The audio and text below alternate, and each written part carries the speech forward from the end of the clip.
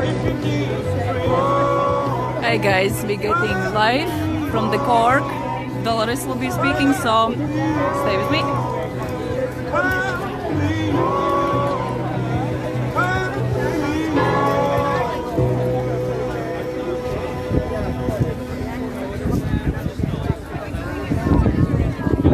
We have counter protest as well here.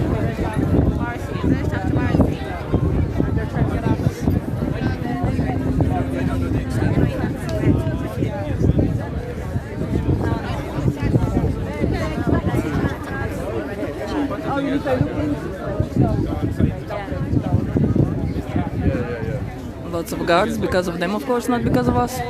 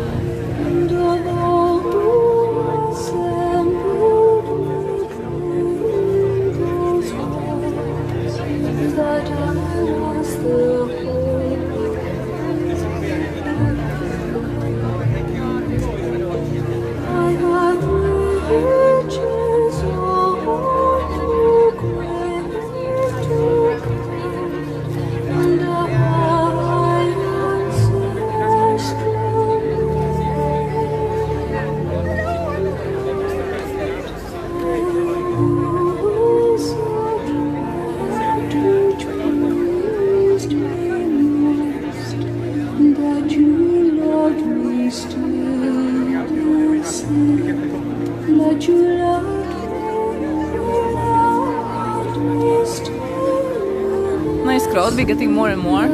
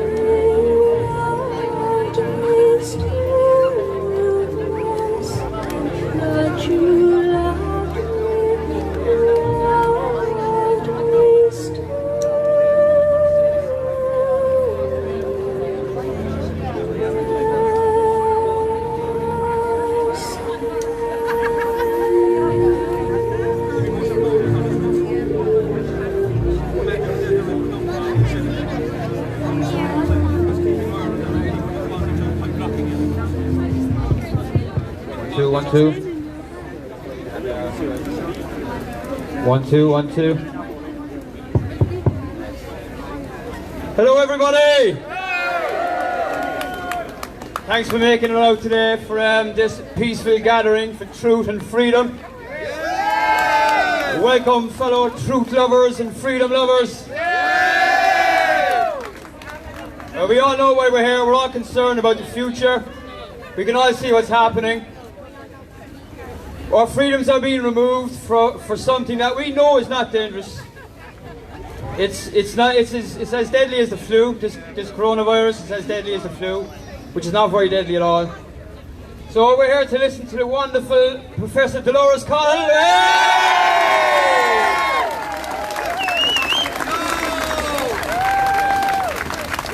We're so lucky to have her here. We're so lucky. So we keep it peaceful? Absolutely? So right, up next we have a guy who's going to recite a lovely poem. So can we have Peter up, please? Yeah. Let's hear it for Peter.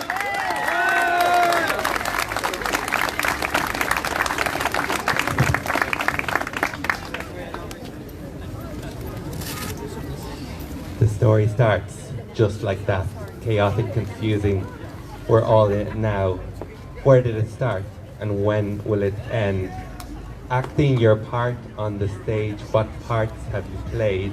And that big question, who are you? Who? That World Health Organization, far away, the power is in you. It's on loan for a while. And where is that center of power? When centered, there's power. And now all we hear, like a part of fear, is vaccine, vaccine, vaccine now, waxing, waxing, waxing on. And then where this experiment has gone, look around. It'll all be grand in a few years if we stay locked up, distanced to society, already with so many wounds to heal. But let's add this to the experience.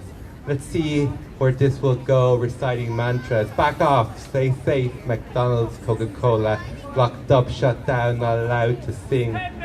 Separated, isolated, infuriated. And we are all, this is not dystopic thinking.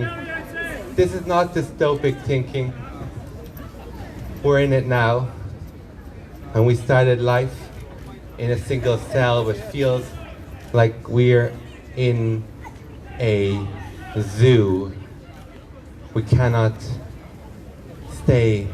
We're inside anxiety, fear. Yet this was not the way we're meant to be. We started life in a single cell that interacted with one another, connected with one another. We are here. Look around to see your influenza is meant to be shared. Don't grip onto it. Don't hold onto it. We are humans. We are connected. And yes, some are not able for this. And we respect that. We respect that those who have the strength to handle it. This is scary. This is nervous. It's our right to decide how much truth we want to take in, to deny, how many viruses to come in contact with it, to strengthen our systems. We feed it with love, touch and connection, to strengthen our capacity to hear new truths, difficult to hear, hard to believe, about ourselves and our society. We learn to breathe, and we'll bring it all home, to harmonize together. If only we had this chance, if we only could turn off the TV, tune in to us. This is question time, it's your prime time, to look around, to look inside, and from here, we can only trust. Trust in an experiment. Trust in an experiment to leave behind that doesn't serve what we deserve is what we deserve. And don't trust in this. Don't trust in that. Don't trust in this. Trust.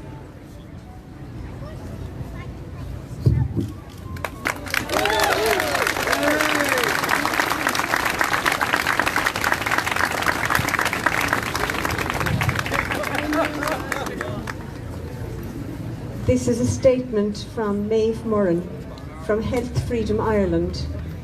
Health Freedom Ireland actively supports medical freedom of its citizens. I regret, due to personal circumstances, I am unable to join you all in person to offer support and energy to your wonderful get-together. However, please know Health Freedom Ireland is with you in spirit, and we are continuing to work in the background, doing all we can to promote and assist this movement towards a new and better normal. It is so uplifting to see more and more Irish citizens becoming aware of the ever-increasing erosion of their fundamental liberties and freedoms. It is now more impressive than ever to continue to peacefully gather in community, to assert our rights, ensure the preservation of our freedom to choose and protect our bodily autonomy. Health Freedom Ireland have for now decided to move away from public rallies and go back to focusing on creating a safe and solid platform for Irish people around vaccines and other mandated protocols or medical interventions. Our intention over the coming months is not to abandon the movement, but to work on other initiatives which will lend power and momentum to accessing the truth and support and empower Irish people in making informed and safe choices around their health and well-being. I would like to outline some of those initiatives below. We hope to achieve this. Number one, we hope to achieve this by continuing to build a powerful website providing unbiased and up-to-date primary source scientific information, education and support on vaccines, their expedience and adverse effects. Number two, we will more and more be looking to experts from the science and medical community to align with us and speak out publicly about the disproportionate measures that are currently in place. Sadly, our government and NPHET seem to be following this ongoing disastrous trajectory, regardless of the many serious questions and concerns being constantly raised by highly qualified doctors, scientists, researchers, and a few clued-in politicians. Our hope is to allow alternative voices and opinions to be heard far and wide across this small island, which will foster change and create a more positive and balanced narrative, one filled with hope rather than never-ending language of death and despair. Number three, Health Freedom Ireland will also attempt to provide a legal support structure for our members, to give them counsel and insight into ways to ensure their rights and freedoms are protected and preserved. Number four, to pursue a campaign whereby Health Freedom Ireland will continue to work with our elected representatives and educate them and the public on legitimate facts, data and statistics which currently they do not always have access to. Number five, Health Freedom Ireland will further promote the raising of public awareness in whatever way we can, using platforms like the arts, social media, video campaigns, and enlisting the help and cooperation of community-based groups across Ireland to help spread a new and better narrative than the one we've all been subjected to so far for so long. All these initiatives will take time, effort, and immense commitment to achieve, especially considering our wonderful, dedicated volunteers who work full-time and also have incredibly busy lives with families and the everyday pressures life brings with it. So we ask for your continued support and patience while we set about getting the job done. Finally, may I take this opportunity to wish you all a safe, productive and successful assembly today. I hope everything goes beautifully and you only attract the best and most compassionate of energy wherever you wander through the streets of Cork City. Have a wonderful day, folks, and best wishes from everyone in the Health Freedom Ireland team. Warmest regards, Maeve Myrne and the Health Freedom Ireland team, the 15th of October 2020. Thank you.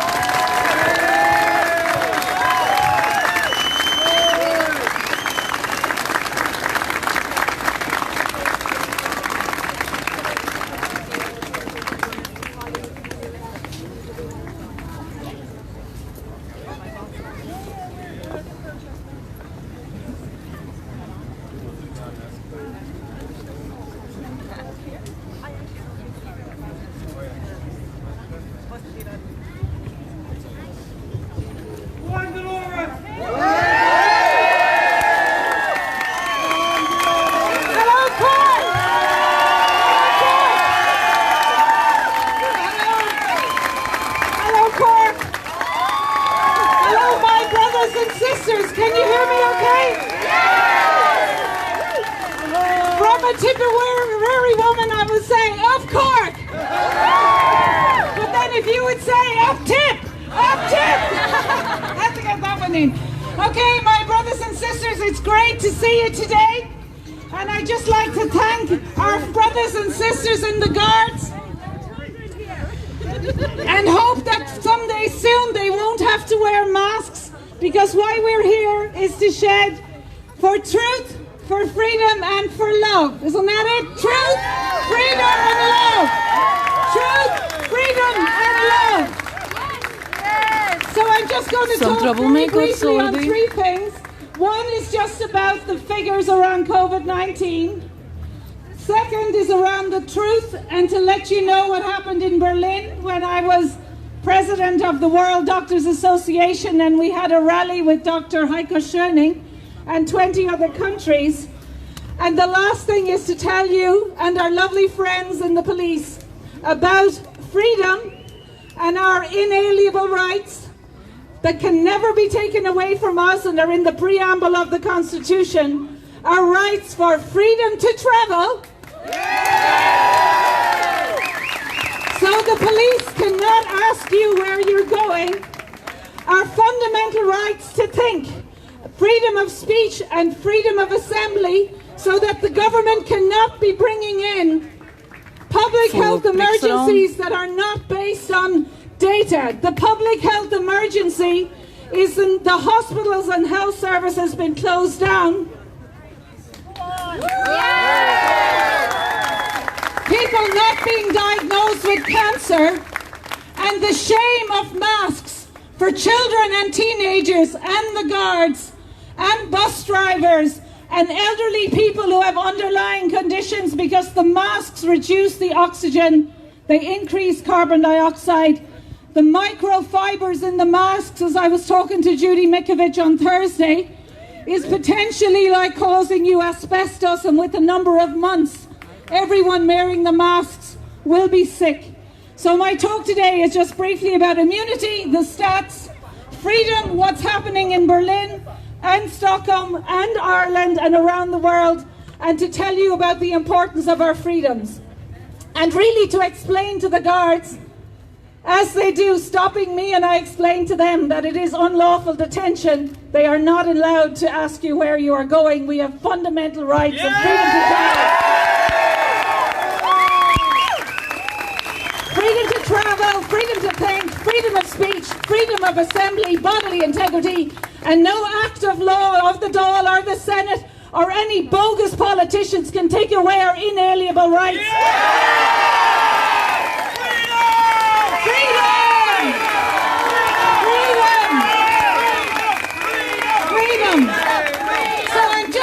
Briefly, and I'm very happy that you're all here today. So as you know, I've staked my professional reputation on what I'm going to say. I'm asking as well that we also have love in our hearts for people wearing the masks, because what I'm saying is they are probably nicer people than me, because they believe if Miriam O'Callaghan or Claire Byrne or Ryan Tuberty are saying things, or if Neffet or the Chief Science Advisor or your Cork compatriot Micheál Martin, who should hang his head in shame, or Dr. Leo Varadkar, who as a doctor should actually implement policies that do not cause more harm than good. So just to give you some numbers, I know you're probably all tired of hearing numbers, but sadly every year in Ireland about 30,000 people die. That works out at about 2,500 people every month. Sadly, every 85 people a day. And obviously, every death is tragic. But if the government or the World Health Organization are going to declare a public health emergency, it has to be relative to the number of people who die. Okay? Yes, yes. So just so everyone can search this, the 11th of March 2020, the Director General, Tedros, declared a pandemic, World Health Organization. And he said, good morning, and on the second line it says, we are declaring a pandemic. But I would have known, and anyone with common sense would know, he said, it is because in the winter flu season, which is December to March, the 11th of March, 4,291 people died in the whole world out of 114 countries. So if I was the Prime Minister, or a farmer, or a Tipperary woman, or a restaurant owner, I would say, okay, 4,200 people died, sadly. How many people die every day in the world? If you're calling it COVID-19, how many people every year die of influenza-like illness? And the number in the world is around between 400,000 and 600,000 every year. So they declared a pandemic with less than 1% of the annual flu deaths. And that makes no sense. That makes no sense. And coronaviruses only cause illness and symptoms between December and April. So you would expect, if it was a pandemic, that more people would be dying than every year. You would expect that legally, morally, ethically, scientifically, medically, politically, for the bond that we have with the World Health Organization and the Irish people and all of the people working there, that they should not and should never have from day one declared a pandemic if there was half of the annual flu deaths, if there was 1/10 of the flu deaths, 1/20th, but in fact there was 1/100th. And that was the second line of the declaration. And you don't need any experts to tell you, and that's why the onus lies at the foot of Dr. Leo Varadkar in Ireland. Yes. He should not have declared the initial school lockdown on the 12th of March. He should not have declared it on the 27th of March 2020.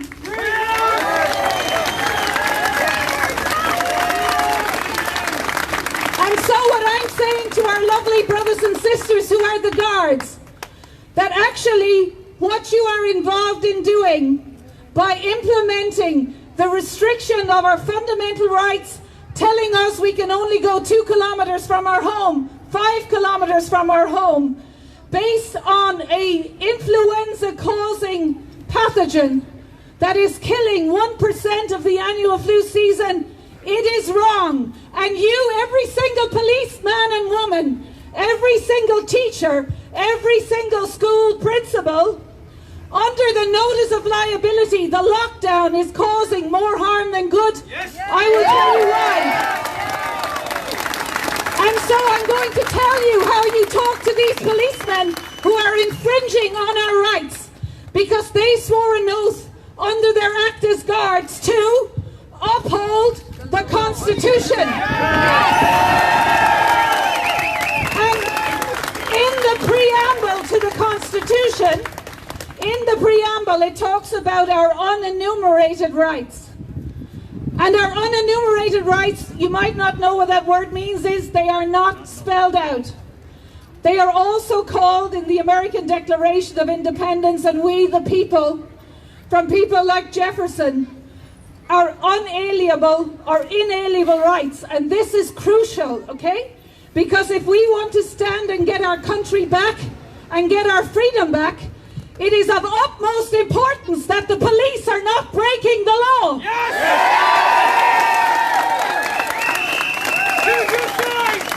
And what the police are doing, when I was held at the airport unlawfully detained, I informed the police that I have unalienable rights as a human, which are not written but are mentioned in the preamble.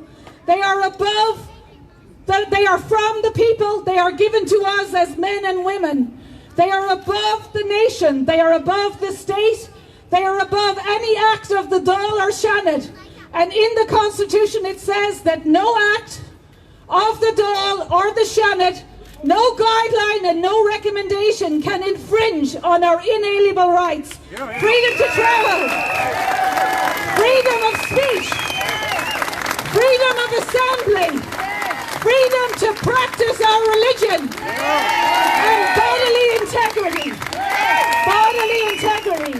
And so my role and my duty, my privilege and my honour is to remind people, even the lawyers and the solicitors and the courts and our brothers and sisters in the police, who when you talk them through it, they always let me go. So I have never worn a mask. I have never filled in a passenger locator form, because it is unlawful. Just because someone tells you to do something, you don't have to do it. So we started off, the World Health Organization declaration was wrong. There was no basis for it. And the other good news is that there are prevention and treatment. There are prevention and treatment. So I think the people wearing the masks and the police here who are wearing the masks, they haven't got the courage, or maybe they haven't done the research, because especially if you are wearing the blue masks, okay, if you paid me €1 million, I would not wear a mask for 5 minutes. And so we need to explain very gently and lovingly to people wearing the masks and to the police, because I see a lot of them here, that you are actually doing more harm than good to your health. And actually around the world, I had a call with Robert Kennedy's lawyers, Mary Holland, with Reiner Fulmick. In the UK, they are building, which I'm working with, the Lawyers for Liberty, and Simon Dolan's lawyers, and Rocco Gelati in Canada. And basically the police and the teachers and the teenagers will be suing Leo Varadkar personally.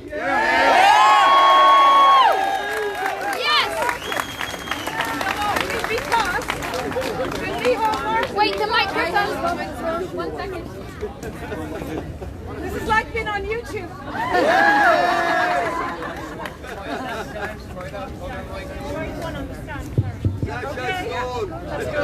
Can't keep down a good thing. Can you hear me okay? So the thing is, there will actually be, so Reiner Fulmick across the world, including Ireland, is a lawyer. I don't know, did you see his video about the PCR test? Yes. So he's a lawyer in Germany, but also in America. And in America, there's class action suits. So for our friends in the police, the particles in the masks, not only do you reduce your oxygen, which will permanently cause brain damage to teenagers and children and babies and everybody, reducing the oxygen, increasing carbon dioxide, but the microfibers in the masks, as Judy Mikovic explained to me, is like breathing in asbestos. And a lot of the recommendations around with social distancing, which is entirely wrong, isolating people in their homes, entirely wrong, not allowing singing, not allowing gatherings, not allowing masks, or not allowing church ceremony, but the worst is the masks. The masks is like breathing in microparticles. You will get asbestos-like symptoms and diseases in the future, and the masks will actually damage a generation of teenagers. And what I've been saying is, it's actually the parents on the Board of Governors where the legal responsibility lies in the school. It is personally under notice of liability, whether you write it or not. The principal who is enforcing the guidelines on the children and the teachers are actually at fault. So we were in a taxi in Berlin, and the taxi driver had an 8-year-old son, and he said 4 of the 8-year-olds in his school collapsed from wearing the masks, actually were unconscious and collapsed. And the principal and all the teachers said nobody had to wear a mask. And that is how it's done, guys. You guys, as parents and grandparents, you just say no. Just say no.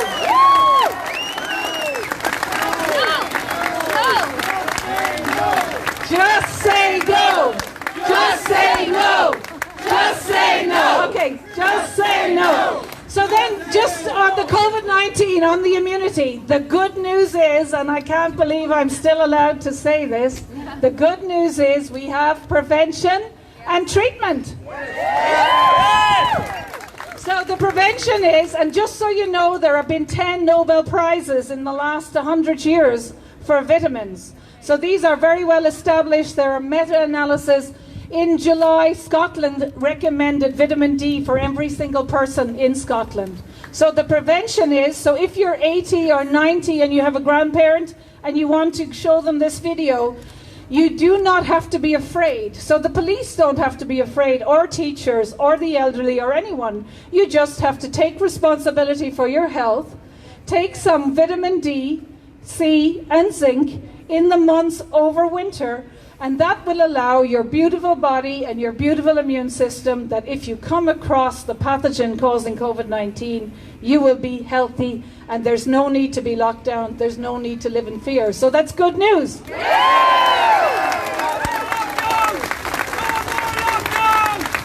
So of course I am staking my reputation, because I think, you know, that the lockdown as well. So also there is inhaled steroids and hydroxychloroquine and zinc. And the beauty is that they work immediately. Hydroxychloroquine is on the World Health Organization Essential Medicine of the World. So it's on the World Health Organization 2017, and it is one of the safest drugs. If you go to American Frontline Doctors, they had a summit, and it is one of the safest medicines. It was FDA approved over 60 years ago. It can be given to breastfeeding and pregnant women.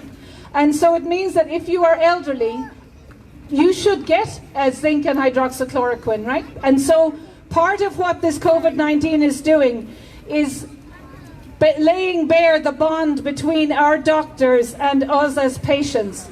So I would say if Leo Varadkar as a doctor or Micheál Martin really cared, and if our colleagues in RTE that are getting nice fat salaries and endlessly talk about COVID-19, that maybe they could spend half an hour talking about prevention and treatment and try and dial down the fear.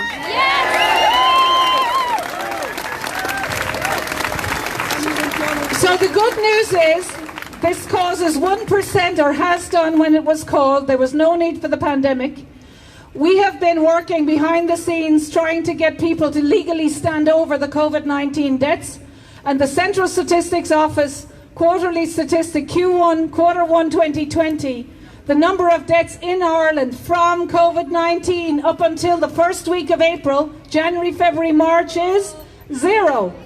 So how can you have a public health emergency?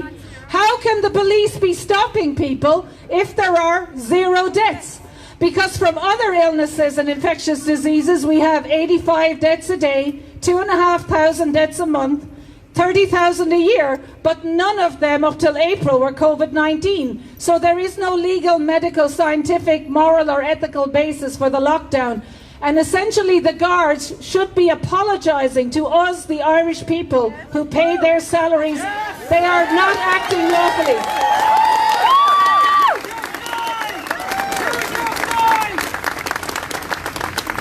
So the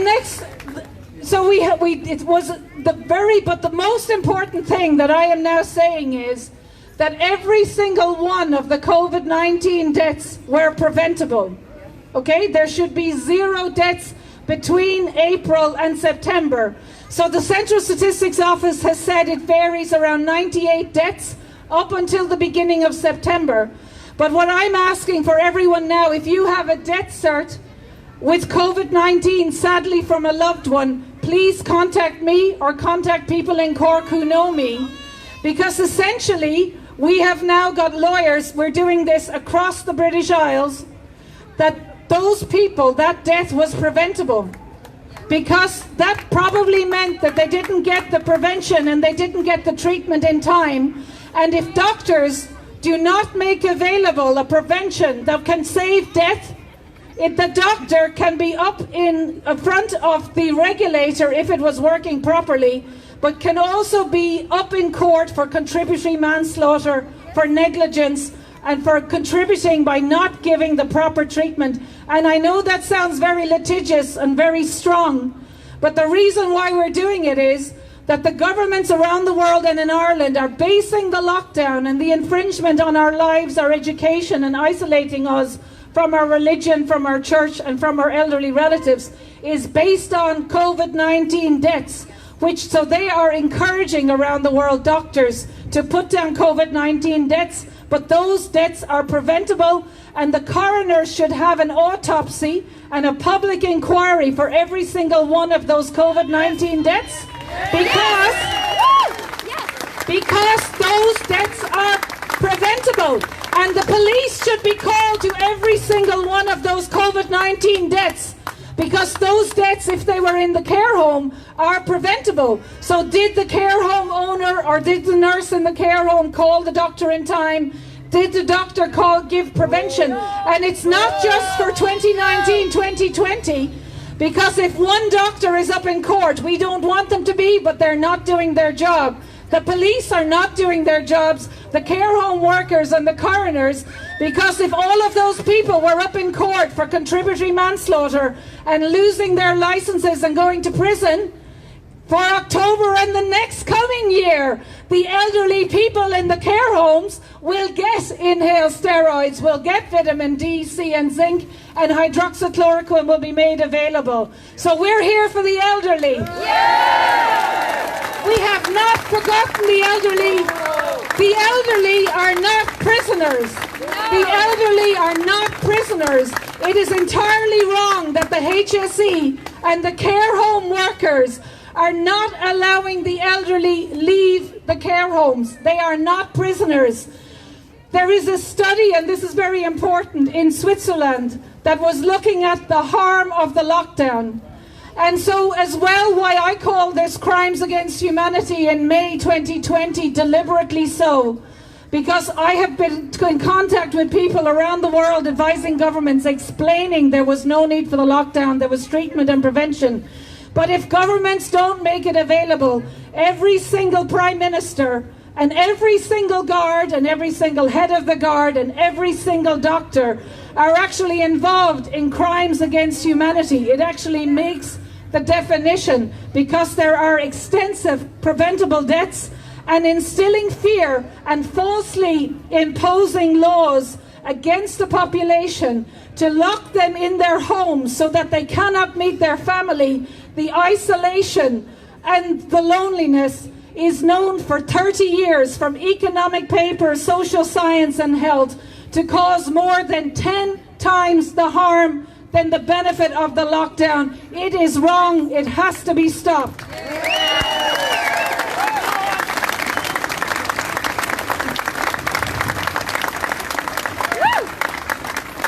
So this is important, you know. The thing is, what the police are involved in doing is causing more harm than good. So this important statistic that I want to tell you is that in Switzerland in 2020, they did a study in 2020 of the harm of 3 months of lockdown in Switzerland, which has a better structured society than Ireland.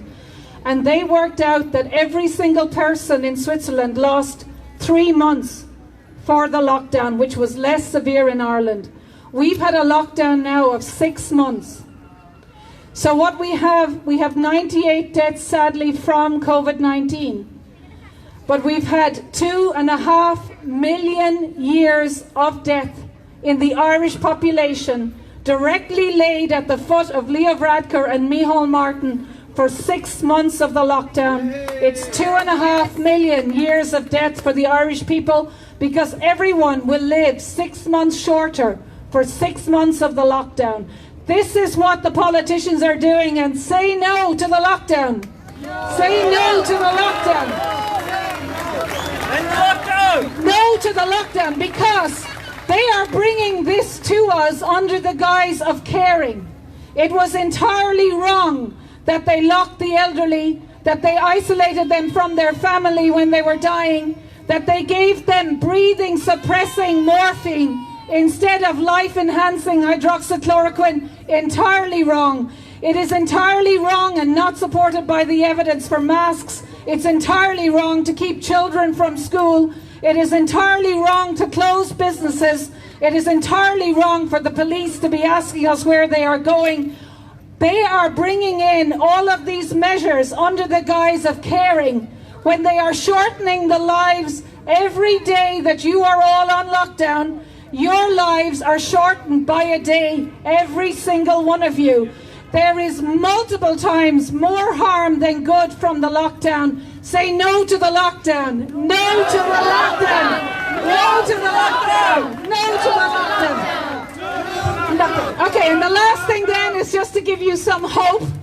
I think I was called by the Irish Independent and the Irish Times, who, you know, do a great job of trying to undermine my reputation. And they called me the anti-lockdown professor in the title recently. So I will be standing for any election that comes, because... And I am very honoured to be chair of the Irish Freedom Party. And I'm hoping, you know, for our voice to be strong. Obviously, I am a Democrat, and we want to do everything peacefully and through the courts and the existing system. but I'm very honoured to be part of the Freedom Party, and I'm inspiring freedom parties all over the world. So Australia is having a Freedom Party, and England and Scotland. So please support the Freedom Party. But finally, I would just like to give you some good news. So as you know, maybe since May, I've been involved in coordinating 12 countries, many of them in South America, including Mario, my lovely colleagues, and Lucia and everyone in Uruguay, and in Paraguay, Argentina, Brazil, Mexico. And you know, in Paraguay and Argentina, they are shooting people for not wearing masks. And they've been locked in their homes without food. So when we have the Zoom calls, they are actually been locked in their homes and hungry in countries like Paraguay and Argentina. And so we now see what's been rolled out. If you saw, there was a leaked whistleblower document in Canada. Did anyone see that yesterday? Yes. And so what they're saying in Canada is that people will be locked in their homes in Q1 of 2021. They will be forced vaccinated, that's in spring of 2021, in spring and summer. And those that do not accept the vaccine will be held in detention camps by the summer and autumn of next year. And this is already happening. And I talked to a lovely friend of mine with a similar surname, Cahill, in Australia. And they are, 5 serial entrepreneurs and very wealthy businessmen. And they're saying in Australia that the police can come into your home, forcibly pin you down and vaccinate you in Australia today. Oh my God. And in the United Kingdom, they passed a Criminality Act that the police and 20 arms of government can commit crimes and not be held accountable as of last week in the United Kingdom. And as you know, my lovely friends Kate and Fiona, fellow warriors for freedom, nurses and doctors, that they were detained after the peaceful rallies that we had in Trafalgar Square and charged with 6 months for the organising meetings of more than 6 people, and also for criminal conspiracy, which is potentially life in prison, and for endangerment of the police, for organising a rally of medical doctors and nurses and scientists who had lost their job, trying to tell people that there are prevention and treatments, and therefore there is no need for the lockdown and no need for these constraints in our freedoms and no need for any vaccine. Freedom! Freedom! Okay. So the very last thing, I'm involved, just the 12 countries, we've now merged with 20 other countries into an organisation called ISOFIA, ISOFIA, and it's just to stand for our freedoms. So we met last weekend in Berlin with Heiko Schöning, and I am president of the World Doctors Association, and we have around 8,000 doctors and medical professions standing together against the lockdown. But on the Sunday, I proposed an organisation that I've been working on for about 10 years, which is an alternative to the United Nations. And I've been working very closely with Monica and our dad Mikael in Sweden. So if it wasn't accepted at that meeting, we in Ireland and in Sweden were going to work on it together. But very wonderfully, the 30 countries or so have agreed that we will have an alternative to the United Nations that will be elected, low administration and democratic and transparent. And we're going to have a meeting, I won't say in the next few weeks, we're going to have 2 meetings. And then we will publicise in about a month. And just to say, in alliance with that organisation, we are going to have a worldwide, sorry, don't use the G word, a worldwide medical and scientific regulatory body that can actually verify information that is being used around the world for governments to make decisions. Because we want transparency, and that organisation could take 1 in every 1,000 of the PCR tests to test what are they amplifying up, what are the primers, but also to hold countries to account if the governments are not using proper data. And the second, lastly, is that we are working with lawyers around the world to develop a legal tribunal, potentially along the Nuremberg Code.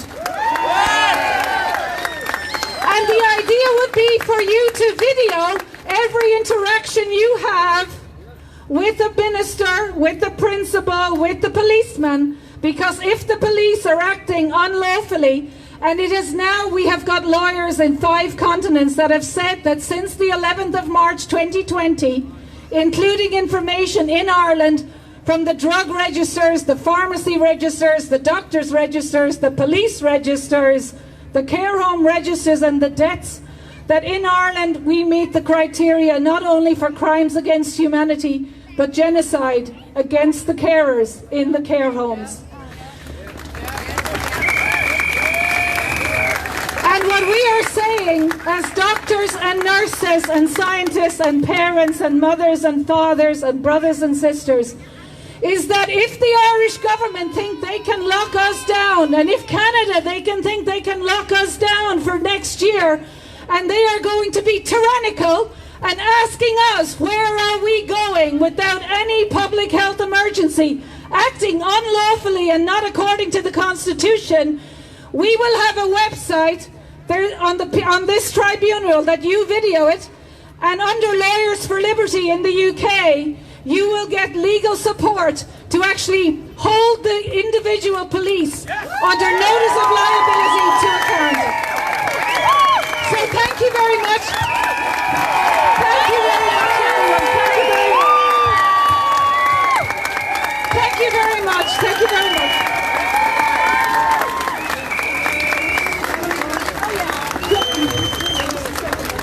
So just thank you for listening. We just want to hold a 2-minute vigil just to remember all of the people that have died. So as you know, you all just randomly got together here today and there are no organisers, and I just randomly came down. Just a second, I just want to read out something. For everybody! Sorry. No, I just want to read out something. If you wouldn't mind maybe just closing your eyes and reflecting inwards a little bit. We just wanted to take a little moment to reflect on what has happened to our country in the last 6 months for each of us. And I suppose what is inspiring all of us in what we're doing is that we wanted to stop, but not just stop, but to learn lessons so that, you know, we all know that what's been going on in Ireland really since 1990 has been shameful, and that the politicians and the civil servants have not been working for Irish people. But in a way, COVID-19, we have to use this as an opportunity. But let's just reflect now on the loss that we've all had, because we all know, sadly, people who have committed suicide because they couldn't cope with the what has gone on in the last 6 months. And we know that elderly people have died in their homes alone, and that people in the care homes have died, and that all of us who wanted to attend funerals have not been able to attend funerals.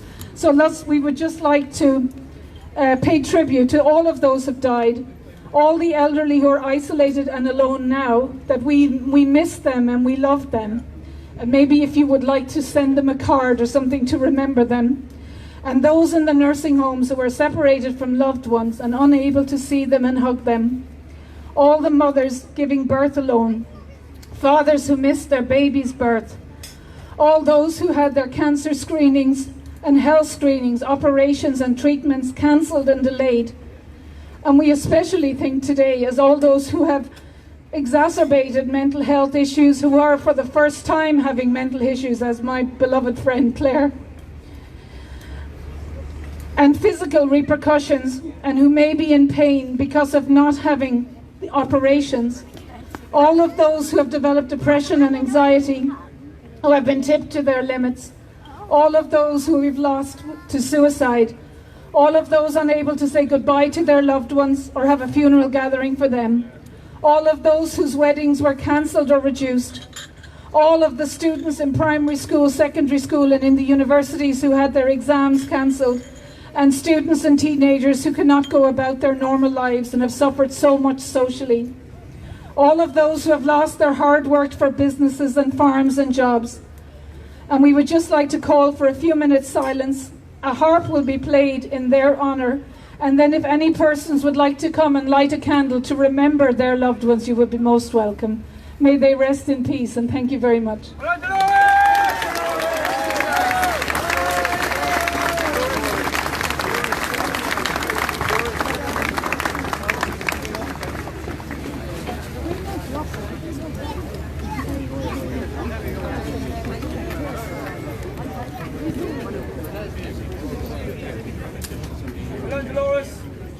It's a long way. It's a long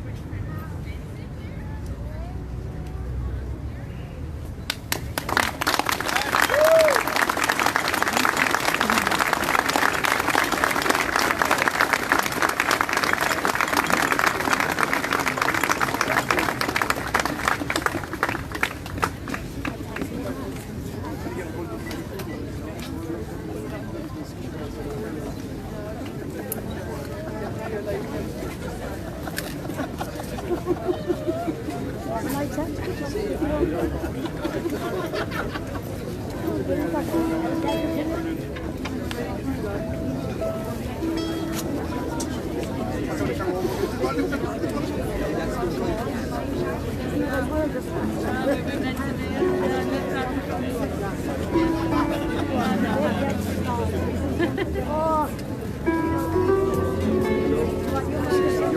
once. I'm a big fan. What's your real name? Efrita. Evrita. Yeah, pleased to meet you. Yeah. Thanks very much for your work. Okay, God bless you. Thank you. You see that lady on YouTube tonight now? I'll show you her videos. Very good. Thanks.